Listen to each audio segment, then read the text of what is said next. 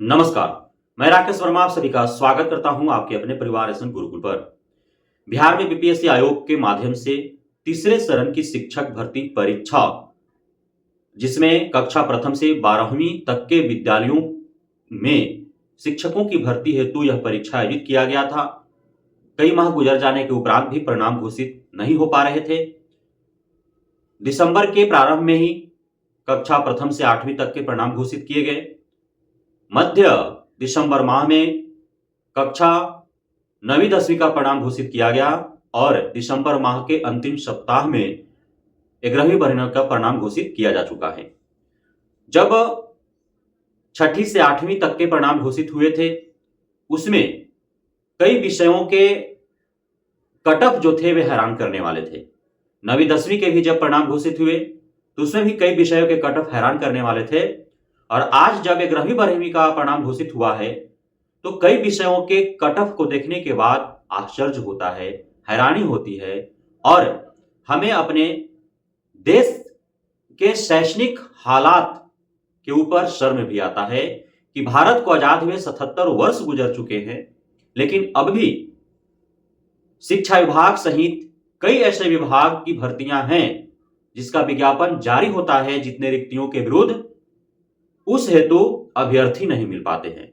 हाल ही में आपने सुना होगा समाचार पत्रों में एक खबर, बीपीएससी आयोग के माध्यम से किसी एक विभाग का विज्ञापन जारी किया जा चुका था। आवेदन आमंत्रित लिए जा रहे थे। आवेदन आमंत्रण का जो अंतिम तिथि तय था वो गुजर चुका था, लेकिन गिने चुने अभ्यर्थियों ने ही आवेदन कर पाया, जिसके कारण उस पूरे भर्ती को ही रद्द करना पड़ा, यह दलील देते हुए कि इस भर्ती के लिए अभ्यर्थी हैं ही नहीं। कितने शर्मनाक की बात है कि जहां एक तरफ बेरोजगारी का मंजर ऐसा है कि लोग नंगे भूखे जीवन गुजारने के लिए मजबूर हैं, सड़कों पर दर दर की ठोकरें खाने के लिए मजबूर है। जहां एक तरफ बीपीएससी सिविल सर्विस एग्जाम के कैंडिडेट इस अत्यधिक ठंड में एक हफ्ता से भी अत्यधिक दिनों से धरने पर बैठे हुए हैं, कपकपाती ठंड में ठिठुर रहे हैं, दिन रात वे भूखे प्यासे जमे हुए हैं वहां पे बिहार सरकार के खाकीदारी गुंडों के डंडे खा रहे हैं वे। और वहीं दूसरी तरफ कई ऐसे भर्तियां हैं जिसका विज्ञापन जारी होने के उपरांत जब आवेदन आमंत्रित किए जाते हैं तो उसमें कैंडिडेट्स ही नहीं मिल पाते हैं। कुछ ऐसा ही हाल प्रारंभ से देखे जा रहे हैं। बीपीएससी आयोग के माध्यम से जो शिक्षकों की भर्ती हेतु विज्ञापन जारी किया जा रहा है, उसमें टीआरई 1 में 1,70,000 रिक्तियों के विरुद्ध भर्ती निकाला गया, जिसमें 11वीं 12वीं में 70% जो रिक्तियां थी उसके विरुद्ध अभ्यर्थी मिले ही नहीं। टीआरई 2.0 में भी कुछ विषयों में ऐसा ही हालात रहा और अब टीआरई 3.0 में भी ऐसा ही हाल देखा जा रहा है। 24,500 रिक्तियों के विरुद्ध भर्ती निकाला गया 11th-12th में और उत्तीर्ण कितने हो पाए तो महज 12,900, अर्थात लगभग 50% रिक्तियां यूं ही शेष रह गई। जिसका वजह क्या है तो उन रिक्तियों के विरुद्ध अभ्यर्थी मिले ही नहीं। आपने सुना और देखा होगा कि पिछले 3-4 वर्षों से लगातार साल में 2-2, 3-3 बार अभ्यर्थियों का धरना प्रदर्शन होते रहा। सरकार से वे लड़ते रहे, विभाग से लड़ते रहे भर्तियां निकालवाने हेतु, और जब भर्तियां आई तो अभ्यर्थी ही नहीं मिल पा रहे हैं। आखिर क्यों? सरकार और विभाग को भर्तियां जो निकाली जा रही है उसमें अभ्यर्थी क्यों नहीं मिल पा रहे हैं, यह बड़ा सवाल है।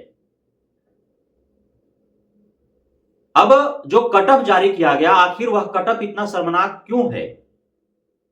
आप कई माध्यमों से बुद्धिजीवियों को सुनते आ रहे होंगे जो बताते हैं कि आरक्षण देश के लिए नासूर है, आरक्षण अवसर को खाता है, आरक्षण योग्यता को मारता है। और आज जब 11th-12th के कई विषयों का कट ऑफ जारी किया गया तो जो सामान्य वर्ग के अभ्यर्थी हैं, जो अनारक्षित वर्ग और ईडब्ल्यूएस वर्ग के अंतर्गत वे फाइट करते हैं, उनका जब आप कट ऑफ देखेंगे तो आपको पता चलेगा कि जो क्वालिफाइंग मार्क बीपीएससी आयोग के द्वारा तय किया गया है उससे 7-7, 8-8 मार्क्स कम होने के बावजूद भी उनका चयन हुआ है, उतना निम्नतर कर कट ऑफ जारी किया गया है। और वो भी ऐसे विषयों का जिसमें जो विवेकशील व्यक्ति है, जो ज्ञानी व्यक्ति है, जो बुद्धिमान व्यक्ति है, वही उस विषय को डील कर सकता है, वही विषयों को पढ़ा सकता है। 11th-12th का टीचर मतलब लेक्चरर, प्रोफेसर के भांति होते हैं। उनके अंदर अतिरिक्त ज्ञान और कुशलता की अति अनिवार्यता होती है और उन विषयों का कट ऑफ इतना निम्नतर करके सामान्य वर्ग और ईडब्ल्यूएस वर्ग, अनारक्षित वर्ग के अभ्यर्थियों को भी चयन किया गया है। तो EBC, OBC, SC, ST, pH एवं अन्य आरक्षित वर्ग में कैसे चयन किया होगा, यह तो समझ से परे दिख रहा है। मैं बात कर रहा हूं साइंस विषय के फिजिक्स और केमिस्ट्री का। फिजिक्स में 40 नंबर पर अनारक्षित वर्ग के अभ्यर्थियों को उठाया गया है, तो वहीं केमिस्ट्री में 41 नंबर पर अनारक्षित वर्ग के अभ्यर्थियों को उठाया गया है। जबकि यदि क्वालिफाइंग मार्क्स की हम बात करें तो जो ईडब्ल्यूएस है और अनारक्षित वर्ग है उनके लिए 48 मार्क्स तय किए गए हैं। 48 मार्क्स, क्योंकि 40% उनके लिए तय किया गया है। 120 अंकों के आधार पर मेरिट लिस्ट तैयार किए जा रहे हैं, यानी कि बरचौ 48 अंक आने के बाद ही ईडब्ल्यूएस और आरक्षित वर्ग के जो अभ्यर्थी हैं वो पास करेंगे। तो लाजमी सी बात है कि जब 40 से 41 नंबर पर उनका चयन हुआ है, मतलब कि पास भी नहीं कर पाए हैं, अनुत्तीर्ण लोगों को फिजिक्स और केमिस्ट्री विषयों के शिक्षक के रूप में जो है वो चयन हुआ है उनका। अब बीसी, ईबीसी, एससी, एसटी एवं अन्य आरक्षित जो कैटेगरी हैं उनका चयन किन मार्क्स पर हुआ है, उसमें तो एनए डाल दिया गया है। और आयोग ने यह भी घोषणा कर चुकी है कि कई ऐसे विषय हैं जहां पे एससी एसटी कैंडिडेट्स ही नहीं मिले। तो मेरे भाई, बुद्धिजीवी भाइयों, जो आरक्षण को देश के लिए नासूर बताते हैं, जो आरक्षण को देश के विकास में अवरोध बताते हैं, जो आरक्षण को योग्यता खाने वाले बताते हैं,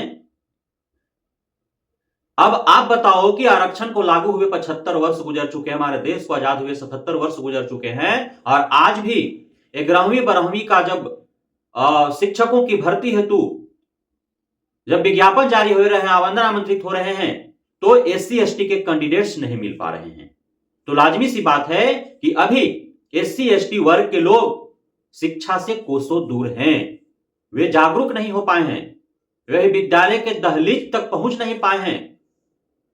सरकार उनके शिक्षा के प्रति सक्रिय कदम नहीं उठा पाई है और जिम्मेदारी पूर्वक उनको शिक्षित करने के लिए पहल नहीं कर पाई है।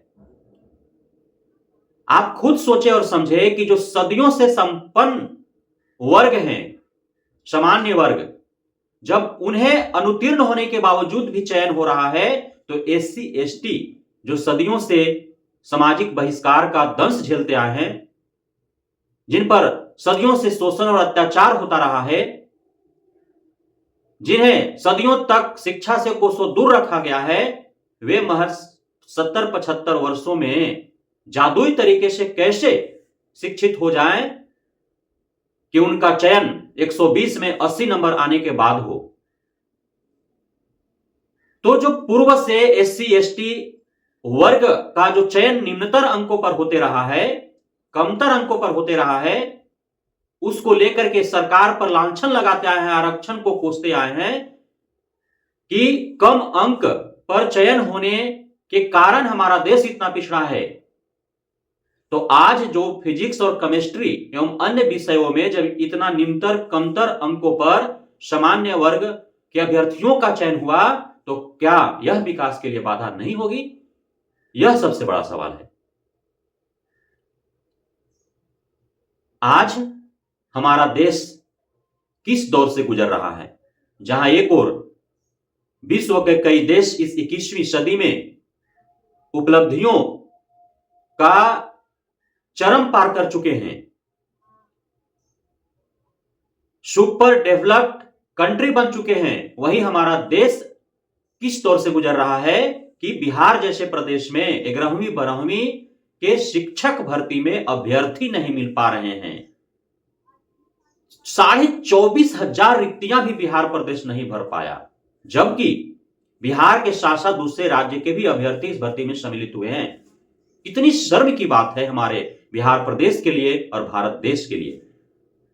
इतनी बड़ी जनसंख्या में हम महज 24,500 रिक्तियों को नहीं भर पा रहे हैं। यह विचारणीय बिंदु है, सोचने और समझने वाली बिंदु है। सरकार की कुव्यवस्था को उजागर करने वाली यह बिंदु है और हमारे प्रदेश देश को शर्मसार कर देने वाली बिंदु है, जिस पर अवश्य ही विचार करने की आवश्यकता है कि आखिर कमी कहां है। शैक्षणिक रूप से हमारा प्रदेश और देश इतना पिछड़ा क्यों है कि आज हम इतने बड़ी जनसंख्या में हम इतनी छोटी छोटी रिक्तियों को भी नहीं भर पा रहे हैं। कभी विज्ञापन रद्द करना पड़ रहा है तो कभी घोषणा करना पड़ रहा है कि हमें अभ्यर्थी ही नहीं मिल पाए, इतने ही अभ्यर्थी मिल पाए। बहुत ऐसे विषय हैं जिसमें 1 शिक्षक का चयन हुआ है, 3 शिक्षक का चयन हुआ है, 7 शिक्षक का चयन हुआ है। और साइंस मैथ जैसे विषयों में भी इतनी कम संख्या में शिक्षकों का चयन होना, इतने कम अंक पर शिक्षकों का चयन हुआ, वो भी 11वीं 12वीं में। तो जब इतने कम अंकों पर शिक्षकों का चयन हो रहा है 11वीं 12वीं में, तो शिक्षा किस ओर जा रहा है, यह आप खुद सोच और समझ सकते हैं। बहुत बहुत धन्यवाद आप सभी साथियों का हमारे साथ जुड़े रहने के लिए, बने रहने के लिए, मित्रता प्यार देने के लिए और बना रहने के लिए।